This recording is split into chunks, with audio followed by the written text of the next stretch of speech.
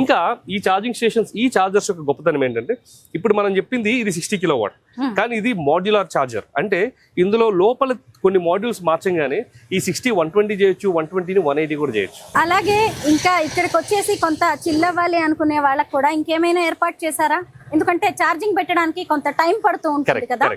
So అందుకనే మేము FNB సంస్థలకి ఆల్రెడీ ఇన్విటేషన్ ఇచ్చామండి. ఏంటంటే అన్ని బిజినెస్లు మేమే చేసి అన్ని లాభాలు మేమే పొందుకోవాలన్న ఆలోచన మాకు లేదు. మా కోర్ బిజినెస్ ఛార్జింగ్. సో దీంతో పాటు ఫర్ ఎగ్జాంపుల్ KFC పెట్టుకోవాలనుకున్నా, మెక్డొనాల్డ్స్ పెట్టుకోవాలనుకున్నా, లేకపోతే చాయ్ పే ఛార్జ్ అని కొత్త కాన్సెప్ట్ మాదే ఉంది. అదేంటంటే ఎవరైతే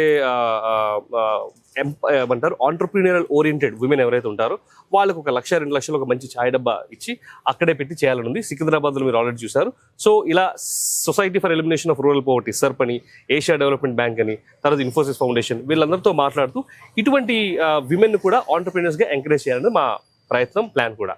విమెన్ నుంచి ఏదైనా వస్తుందా కొత్తగా? వాళ్ళు ఎవరైనా ఇంట్రెస్ట్ చూపిస్తున్నారా? చాలా మంది చూపిస్తున్నారండి. ఇప్పుడు మీరు ఇది చూస్తున్నది ఫాస్ట్ ఛార్జింగ్ స్టేషన్.